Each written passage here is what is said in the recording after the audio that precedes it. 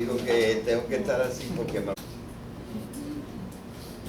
las clases que voy a dar ahora, las clases próximas que voy a dar, un poquito como las últimas que he dado, es para dar algunos datos. Gracias.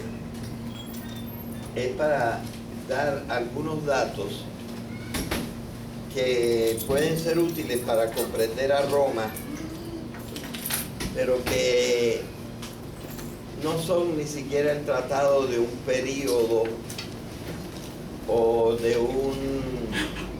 un solo tema, sino datos esenciales para poder luego pasar a una parte más específica que nosotros vamos a usar también para la evaluación, que es el estudio de la Eneida, es decir, una parte del estudio de la literatura romana, de la literatura latina. Así que yo voy a estar cambiando un poco de temas e ir sugiriendo algunos detalles a veces poco conocidos, que a veces no están tampoco en los principales libros de estudio, para tener una cierta idea de las cosas de Roma. Ya ustedes saben que la historia de Roma se divide en tres periodos bastante distintivos. El periodo de la monarquía, que dura desde un tiempo inmemorial, que lleva la fecha del 753 a.C., pero que no es muy exacta. Y la monarquía dura desde el 753 hasta el año 509. En el 509 hay una revuelta de la gente distinguida en Roma, que incluso en cierta manera era la gente que más participaba en el gobierno, y cambiaron la monarquía por el sistema de la república. El sistema de la república duró alrededor de 500 años, y las fechas van desde el 509 hasta una fecha que se puede fijar 31 años antes de Jesucristo, o sea, el año 31 antes de Jesucristo, o una fecha alternativa por cuestiones de qué cosa quiere uno poner como límite, el año 27 antes de Cristo. Hay una diferencia de 4 años ahí. La siguiente etapa de Roma, como ustedes saben, es del 27 antes de Jesucristo, pasando por el año del nacimiento de Jesucristo, hasta el año 476 después de Jesucristo. En ese año murió el último emperador romano de Occidente. Y aunque siguió el imperio romano de Oriente hasta el año 1453 después de Jesucristo, es decir, otros 1000 años, ese periodo no se estudia en nuestro curso, no está incluido en nuestro curso. Hay otras instituciones de Roma que duraron hasta 1800 de nuestra era. De manera que ustedes ven que Roma merece el nombre que se le ha dado de ciudad eterna, porque siempre ha habido algo de Roma. Y ahora mismo una cosa histórica de Roma sigue bastante floreciente, que es el papado, que es una institución muy ligada a Roma desde el principio. Así que Roma es la ciudad eterna. Bien. Nosotros hemos hablado un poco, sobre todo, de la etapa de la monarquía. Y ahora quiero fijarme en una institución que se fundó en el tiempo de la monarquía y que duró en el tiempo de la república y duró también en el tiempo del imperio. Y es la única institución que ha permanecido en las tres etapas de la historia romana. Esta institución se llama el Senado romano. Y voy a tomar un poco las cosas desde el principio para que ustedes entiendan. De esos 250 años que duró la monarquía, gran parte, y una parte muy importante, estuvo bajo el reinado de reyes etruscos. Nosotros venimos de estudiar los etruscos y de encontrar que fue un pueblo muy interesante, que tuvo también un rol importante en el desarrollo de Roma. Los últimos tres reyes fueron etruscos y dos de los anteriores probablemente también tenían nexos con los etruscos. Los reyes, después de todo, aunque eran los del principio, hicieron algunas cosas espectaculares. Entre esas cosas espectaculares que hicieron los reyes, vale mencionar los acueductos. Claro que hubo acueductos hechos después del tiempo de los reyes, pero los primeros acueductos romanos, algunos de ellos verdaderamente impresionantes, se formaron desde el tiempo de los reyes. El primero creo que se llamó el acueducto de Ancomarcio. Bien, así que ahí ven ustedes algunos acueductos. Pon el primero que te dije para, sí, que ahí se ve que eran cosas estupendas. No puedo hablar de los detalles de la arquitectura, pero es una arquitectura muy interesante, arquitectura que no usaron casi nunca los griegos. Los griegos casi desconocieron los arcos. Los arcos tienen una tremenda ventaja. Para sostener cosas muy altas, no necesitan hacer una muralla. Y entonces se ahorra una cantidad de piedra enorme.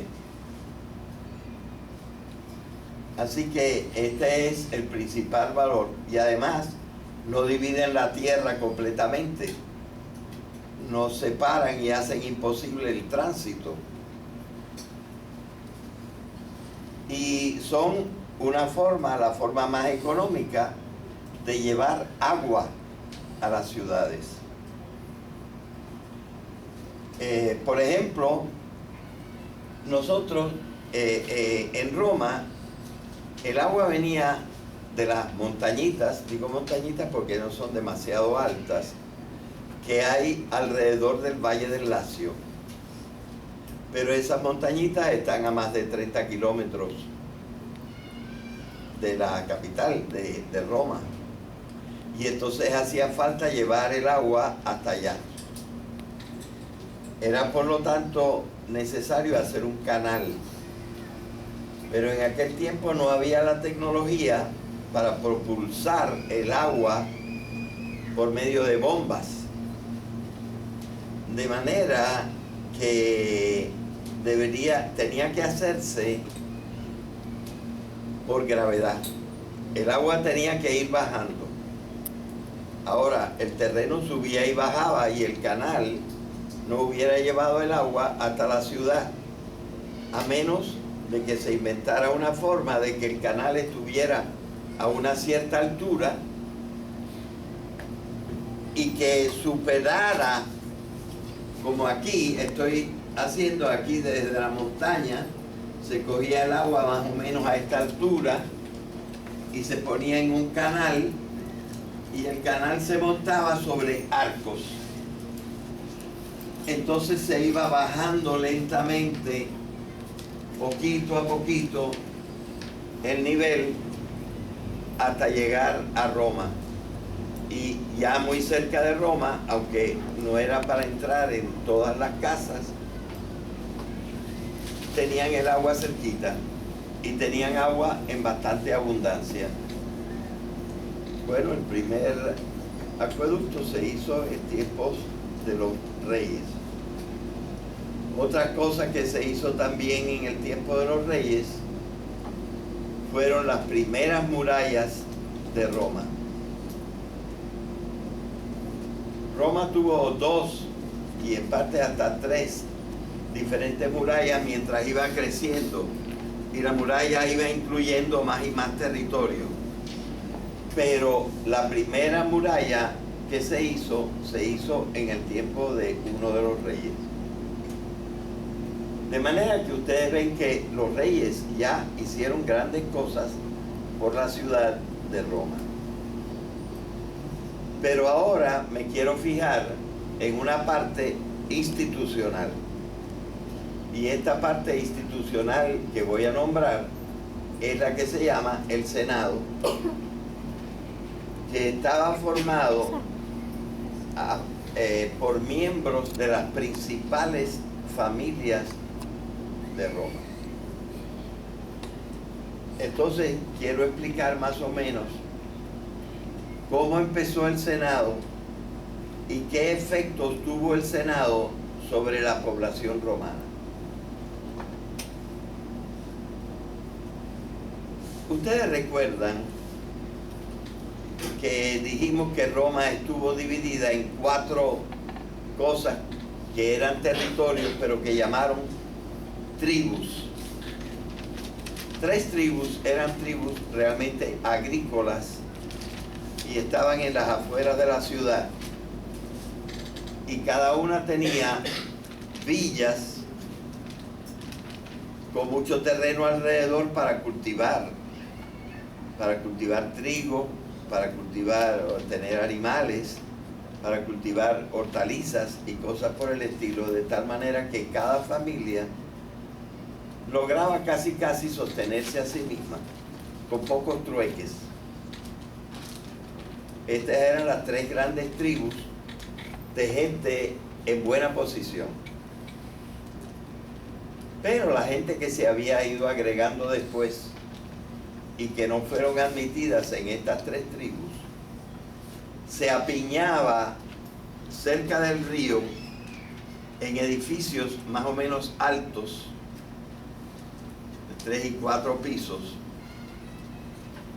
y con poca tierra o ninguna tierra para cultivar ellos personalmente.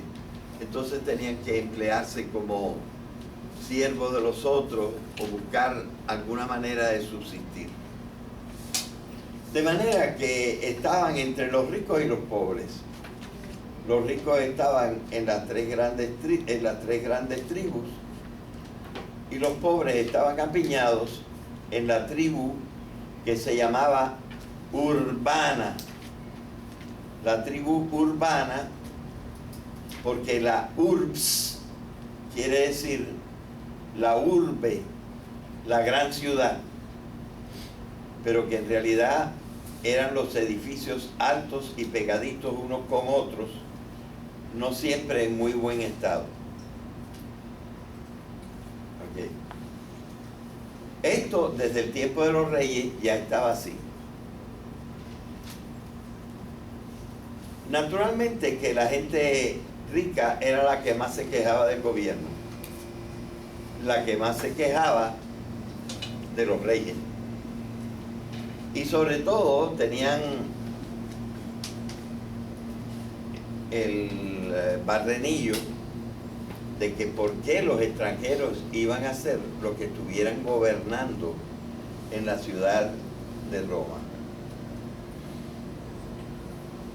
De manera que los reyes tuvieron que hacer finalmente un consejo, reunir a estos señores que venían de las 3 tribus agrícolas y que tenían dinero y que tenían grandes familias. Los tuvieron que reunir y los llamaron consejeros o algo por el estilo. Entonces, poco a poco, estos grandes señores empezaron a organizarse, empezaron a tomar algunas determinaciones y a formar una especie de sociedad. A esta sociedad le pusieron el nombre de Senado. Y los reyes empezaron a consultarlos para ciertas cosas. Y los reunían también para las grandes decisiones. Pero el mando lo tenían los reyes y los reyes eran extranjeros.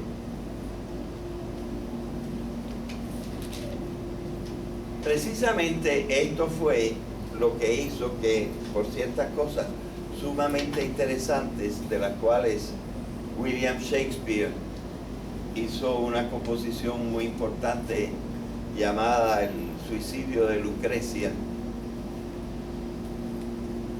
y que vale la pena que ustedes se lo lean, aunque sea en español. Pues se formó porque uno de los hijos de los reyes etruscos violó a la mujer de un senador romano,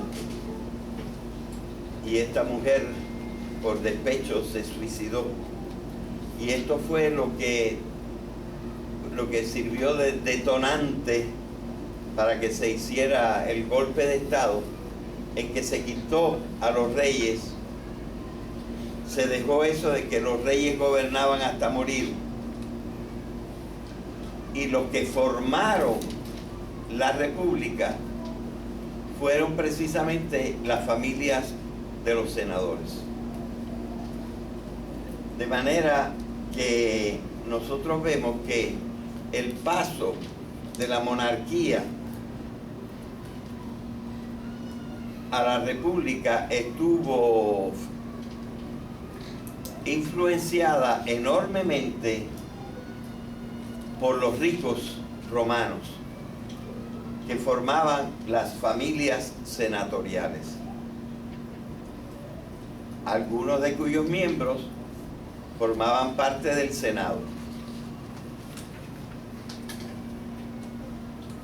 En realidad, las familias, lo que se llamaba entonces familias, no se parecía mucho a lo que ahora nosotros llamamos familia. Porque las familias de hoy, ¿quién tienen? Quizá uno de los abuelos, si el otro se ha muerto, el padre y la madre, o la madre solo, o el padre solo, dependiendo de si hay divorcio o no. Y luego los hijos, que no son muchos. De manera que casi no hay familias de 12 personas. Aunque hay familias más extendidas, pero que ya viven en casas diferentes y hasta en lugares diferentes. Mientras que las familias romanas formaban parte formaban parte de unos troncos grandes. En la familia romana vivían los abuelos, los tíos abuelos, las mujeres y digo las mujeres, los hombres no, porque los hombres eran todos de la familia. Las que emigraban del núcleo familiar eran las mujeres, que cuando se pasaban de la familia original a la familia del esposo, y ya casi rompían con la familia original. Pero estaban todos los tíos abuelos, las mujeres de los tíos abuelos, de los tíos, los sobrinos, los nietos, los hijos de la familia principal. Y no solamente ellos, sino que también formaban parte de la familia los esclavos. Y los esclavos podían ser docenas o centenares. Y además había otro tipo de personas. Este otro tipo de personas era conocido como los clientes. Y déjenme decirles un poco quiénes eran los clientes. Hemos hablado de la tribu urbana que no tenía ni cómo vivir. Alguna gente de la tribu urbana que lograba, por ejemplo, salirse a otra parte, iban a ver a los jefes de las familias, de las grandes familias, y les decían: mira, yo soy un hombre libre, pero no tengo tierra para cultivar. Vamos a hacer un trato entre tú y yo. Yo te pongo mi gente de mi pequeña familia de 15 o 20 personas, la pongo a tu disposición para trabajar en tus tierras, y hacemos un arreglo para nosotros coger parte de lo que sembremos. Y también yo te proveo un número de mi gente para que vaya a la guerra con ustedes. Y tú nos das entonces alojamiento y nos proteges, y ya que nosotros no podemos entrar en el gobierno, tú nos representas en el gobierno. Esta gente era lo que se llamaba los clientes, y eran considerados parte de la familia. De manera que una familia podía tener fácilmente hasta 300 personas. Y esto es lo que se llamaba la familia romana. Bueno. Pero yo quiero volver a la cuestión del Senado.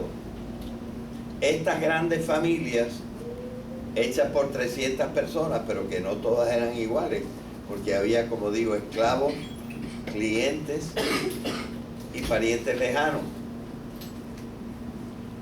Estas grandes familias eran las que proveían los senadores. Cuando un senador se moría,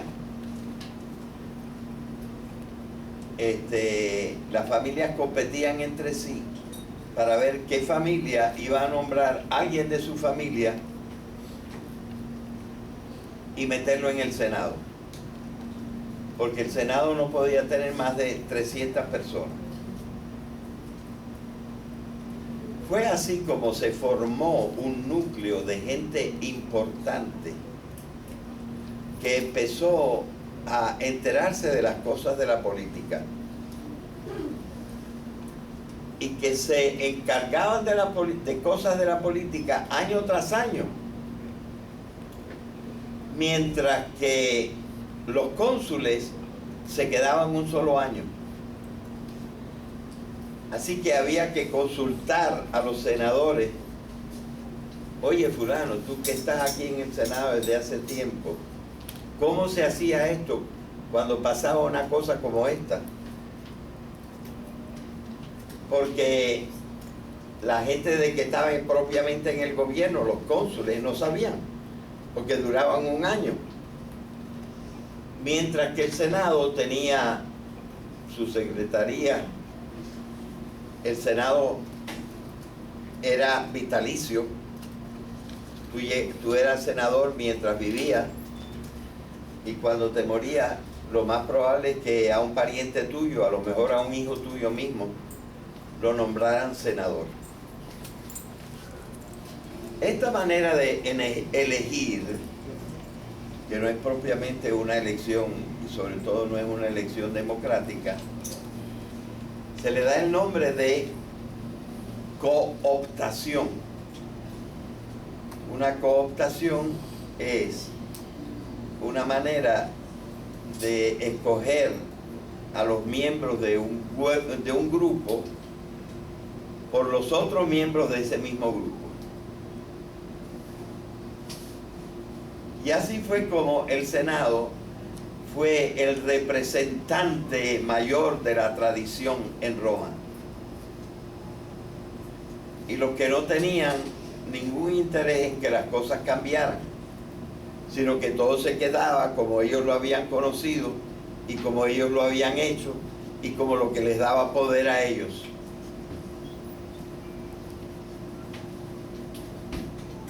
Así que este era el Senado, que ya desde el tiempo de la monarquía tenía un gran poder. Claro. Y los senadores tenían a disposición sus grandes familias, en las cuales en cada una había varios senadores. Se dice que por casi 800 años, todos los senadores que hubo pertenecieron nada más a 70 familias. Así que si eran 300, el promedio de senadores por familia era 3 o 3 y pico, 4, 5 senadores en una gran familia. Y luego si alguno de ellos se moría, casi siempre lo reemplazaban por alguien de la misma familia. De manera que tenían ese grupo compacto, lleno de tradiciones, lleno de sabiduría también, porque habían podido gobernar y tenían la memoria de las cosas por años y años y años. Estos eran los senadores, y los senadores tenían sus grandes familias, y estas grandes familias formaron lo que después se llamó el grupo de los patricios, que era la gente rica, noble y sabia de Roma. Los patricios. Durante el tiempo de la monarquía, como los patricios también eran los únicos que tenían fuerza, los reyes etruscos se apoyaron mucho en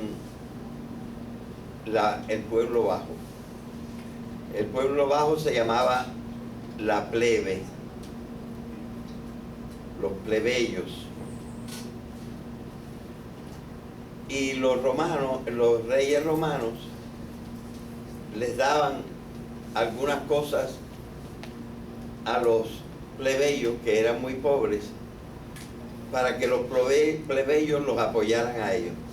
De tal manera que los plebeyos no cooperaron casi nada, o bien poquito, en la transformación de monarquía a república. Y los que se ocuparon de la república fueron no solamente el Senado, pero las familias senatoriales. Entonces las familias senatoriales decidieron que ellos iban a ser el gobierno. Aunque el gobierno, cada gobierno iba a durar nada más un año, no como los reyes que duraban hasta morir. Ellos iban a ser los cónsules y los principales funcionarios. Y ellos iban a gobernar sobre todo para ellos.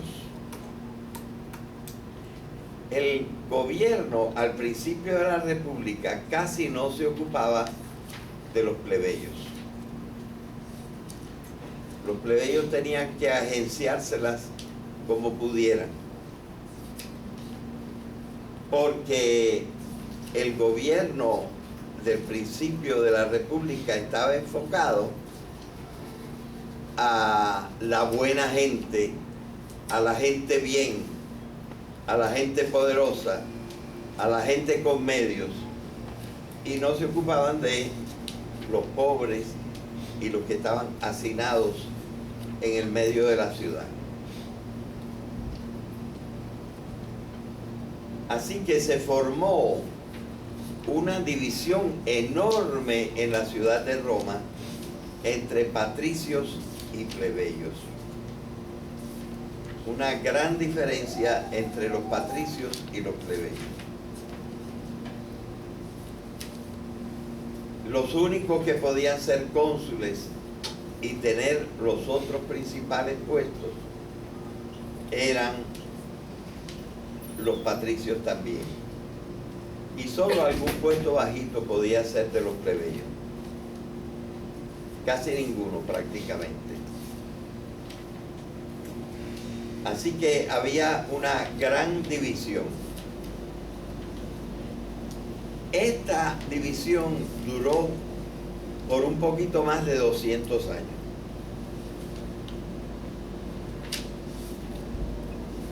Pero poco a poco los plebeyos fueron conquistando algunos derechos. Poco a poco fueron logrando emparejarse un poquito, aunque no totalmente, con los patricios. Ahora yo quiero decirles cuál fue el principal medio que usaron los plebeyos para ir subiendo en la escala social. Cuando empezó la República, también el Senado organizó el ejército en una forma en que cupieran nada más en el ejército las grandes familias. Y ellos eran los únicos que tenían el derecho de ir a la guerra, por lo tanto, de ser los dueños de las tierras conquistadas y ser el dueño de los botines. Y el pueblo no podía participar ni en las tierras conquistadas ni en los botines. De manera que se seguía afirmando la diferencia entre ricos y pobres. Pero a medida que este ejército de los ricos iba ganando terreno y conquistando más tierras y más tierras y teniendo que ir a lugares más lejanos, ya no había bastantes patricios para llevar ellos solos la guerra. Y tuvieron que irles concediendo cosas a los plebeyos para que participaran en las guerras. Y los plebeyos no lo hacían gratis. No solo tenían que darles un sueldo, sino que hubo que hacerles promesas para mejorar su condición política dentro de la ciudad. No les dieron verdadero acceso al gobierno, porque ser cónsul y ser pretor, sobre todo estos dos puestos, nada más podían ser, y cuestor tampoco. Cónsul, pretor y cuestor tenían que ser patricios, y si no, no podían ejercer. Y a los pobres no había quien los defendiera tampoco. Los patricios, los plebeyos se le acercaron a los patricios y dijeron, pero ocúpense de nosotros. Y la respuesta de los patricios fue, hagan ustedes su propio gobierno.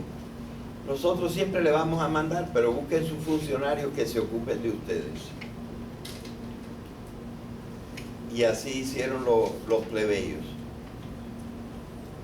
Nombraron, igual que los patricios tenían 2 cónsules, ellos nombraron 2 funcionarios para arreglar los problemas entre ellos y las cosas de ellos. Y a estos funcionarios les pusieron el nombre de tribunos. Yo creo que este nombre de tribunos, y en este caso llamado tribunos de la plebe, se le llamó porque la mayor parte de los plebeyos vivían en la 4ª tribu, en la tribu urbana. Y estos funcionarios iban a estar sobre todo en la tribu urbana, ocupándose de los problemas de la basura, de la limpieza, de arreglar los edificios, de arreglar las calles, el alumbrado, las diferentes cosas. Eran los tribunos de la plebe. Y probablemente le pusieron tribunos por tenerse que ocupar de la tribu urbana.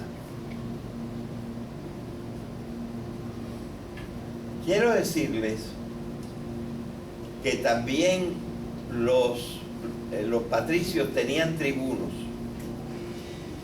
pero ellos llamaban tribunos a los que se ocupaban del ejército. Por lo tanto, eran los tribunos militares, que eran los que organizaban el ejército, y el ejército era mayormente un ejército de patricios. Así que hay que decir tribunos militares, que son los tribunos patricios, y tribunos de la plebe, que eran los encargados de los plebeyos, de los problemas de plebeyos en la ciudad. Los tribunos, a diferencia de los cónsules, no podían hacer leyes, pero podían hacer ciertos decretos y mandar, tomar ciertas disposiciones.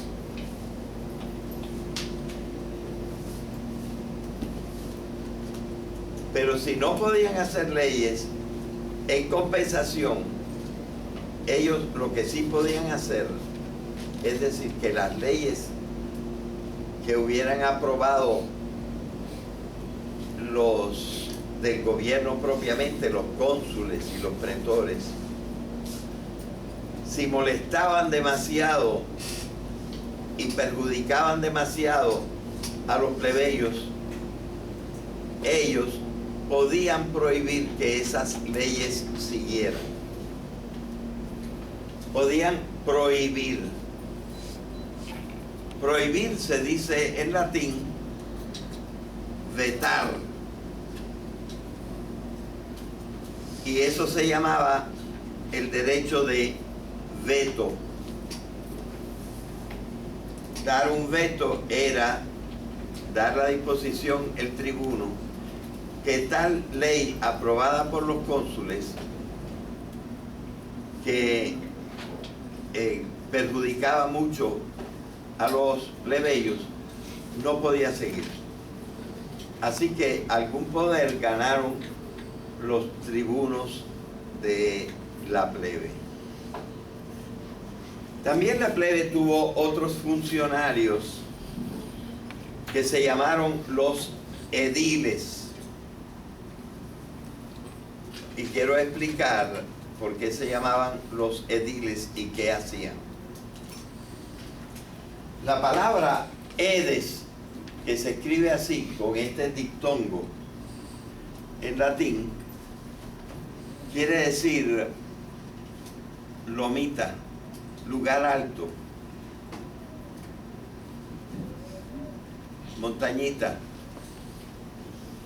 Y naturalmente, como Roma era bastante pantanosa en la parte de abajo, los buenos edificios había que hacerlo en las montañitas, que no tenían todos esos charcos y ese terreno fofo. De manera que lo construido en las montañitas empezaron a llamarse edificios, es decir, hecho en las montañitas. Eso es lo que quiere decir la palabra edificio. Luego, Edes empezó a significar ya no montañitas, sino lugar bueno para construir. Entonces, a la gente que se ocupaba de los edificios, que eran esos que estaban apiñados en el centro de la ciudad, en la tribu urbana, los llamaron los ediles. Y como los que vivían allí eran plebeyos, pues los ediles eran también plebeyos. Eran otros funcionarios de los romanos y de los plebeyos. Más tarde, también los patricios se dieron cuenta que los ediles hacían falta y ayudaban mucho. Y entonces formaron sus propios ediles, que por cierta razón, que no voy a explicarla ahora porque ya es la hora, se llamaron los ediles curules, es decir, los ediles que se sientan en grandes sillas. Una gran silla se llamaba un curul. De manera que ustedes ven que por 200 años estaban divididos en dos partes los romanos. ¿Y qué cosa hizo que los plebeyos fueran adelantando? La necesidad que tenían los patricios de que los ayudaran en la guerra. Y así fueron quitando las leyes que ponían o restringían el adelanto de los plebeyos. Y la nivelación se consiguió más o menos alrededor del año 300. Pero fíjense que duró desde el 509 por lo menos hasta el 300 la separación en dos grupos completamente diferentes de romanos, patricios y plebeyos. Continuaremos.